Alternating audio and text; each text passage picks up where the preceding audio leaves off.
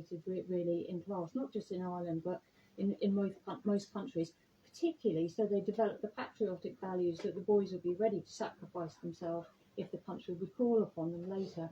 And Dudley and his great counterpart, Theo Moody of Trinity, didn't want boys just to be enrolled in that with their brains switched off.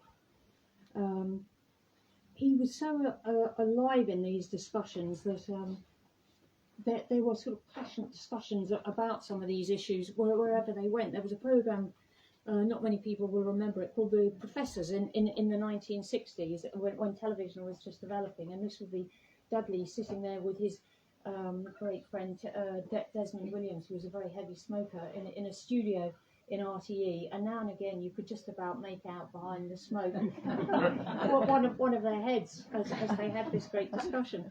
And then they would get off. They didn't really understand television, but how it worked, but they knew it was important, and they would carry the discussion on as they left the studio, and down and down and out, and then onto the bus, and up to, because they didn't drive, being historians, that driving was just like a magic skill that they hadn't yet acquired. So then they would get on the bus, they'd go up on the top deck of the bus, carry on ferociously, actually after a drink or two, the debate. And then sometimes you'd get maybe people from abroad travelling on the bus as well and saying, what on earth is going on upstairs? Is someone going to be killed or something up there? And the normal response was, don't worry, it's just the professors. So Dudley would come down here and liaise very closely with Professor Sheila Kennedy of Galway, who had a very, very similar view that you've got to trust the youth.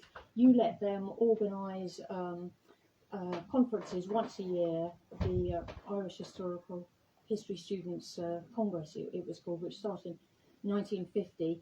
We hand over to them the design of the conferences. They can choose the subjects, and we'll just help now and again. So you had great subjects. The students in 1954 here in Galway proposing that having a discussion about Islam and the effect of Islam on medieval Europe. Yeah, it's something we could be talking about today. What freedom of mind, what Sheila Kennedy and what Dudley and Theo Moody were teaching these kids was obviously working, and we had great generations came out of those students who built the island of today.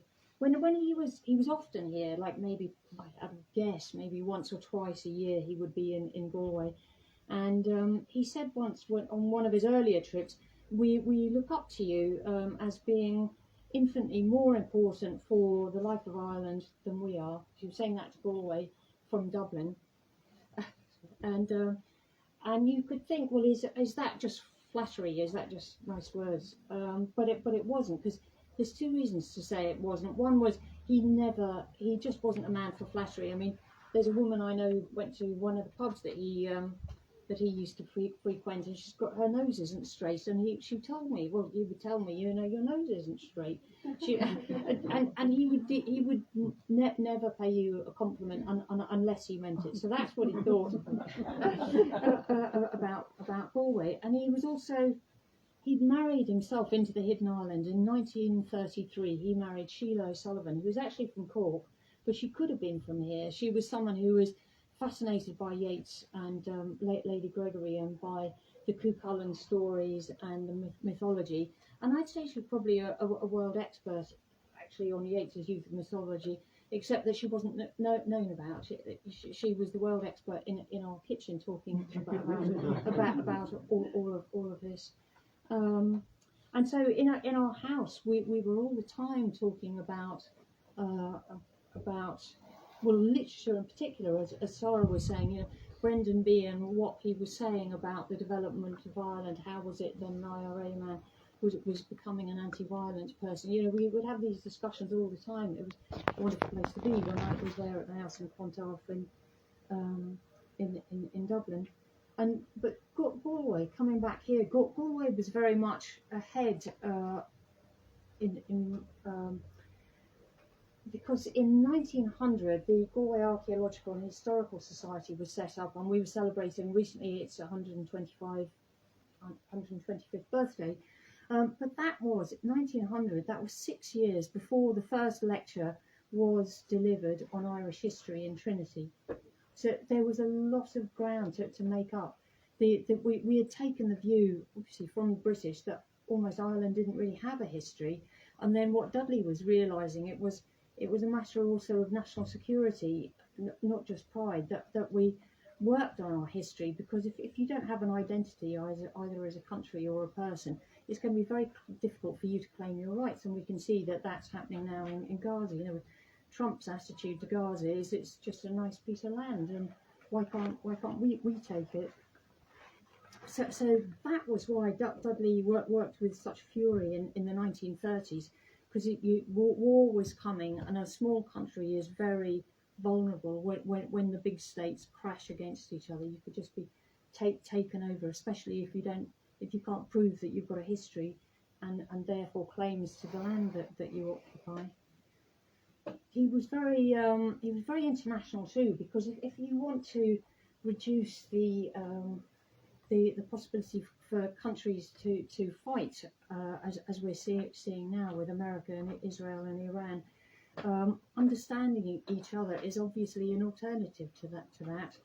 And he went on a tour for 6 months to America, where he learnt a lot about how the Americans were developing archives, and he also learnt a lot from Germany, actually, because Sarah was saying this is very interesting for me anyway, is that Germany in 1945 had to stop doing history because they didn't teach German history anymore in the schools, because they were so ashamed of what had happened that all stopped.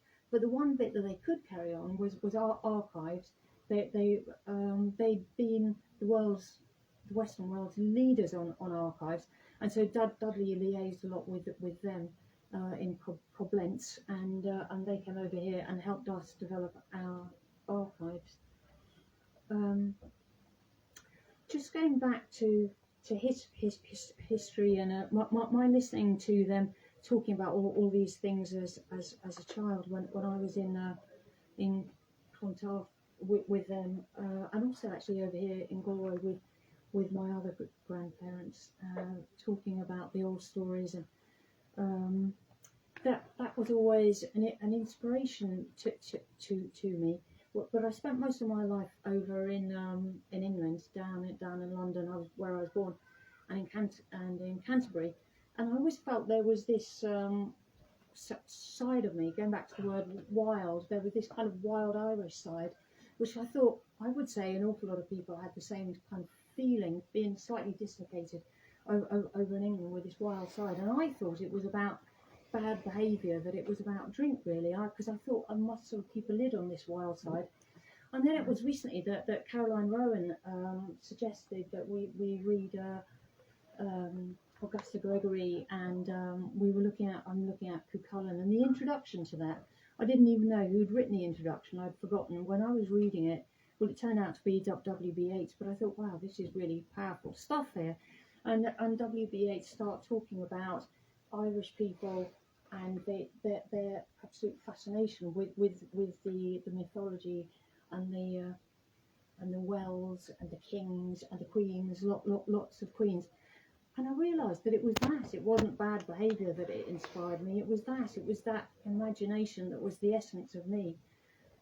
And in fact, W.B. Yeats puts it like this. He says, "Imagination like unbroken horses." And when I read that, I thought, yes, that's actually me. And this is what had inspired me all the years. And I suppose in some ways, this is the unbroken horses of my imagination and empathy, made it so that I could write this book and have the confidence to write it. Because it was a funny thing for me. There's so many people who live in two different countries. You know, I've been brought up in this place where, forgive this, but we were sort of told in school, you know, what an admirable person Oliver Cromwell was. You know, such a different take on history. History, I would say, through Dudley became a flagship subject for Ireland as a country in many ways, certainly in those days. And what's happening now? There's a fact in this book which is going to go out of date fairly soon, and I'm delighted it's going out of date, because it says in there that Ireland is the fourth most educated country in the world, but I was reading that's in terms of the proportion of people that it sends from school onto university. But I was reading David McWilliams a couple of weeks ago in the Irish Times, and it looks as if that, believe it or not, that's actually the statistics are almost in preparation to put Ireland at the top, at number one in the world, which seems so surprising to me. But in a way, it's not surprising. Here we are, on a Friday night talking about these things, and I would say in comparison with the riches, that Mark Carney out there in Canada is warning against being focused on money. We did find riches. We enriched ourselves, but in a very different way, through our imagination. And it was Dudley. Dudley was one of the early people to recognise that and to introduce it to academic study. Thank you.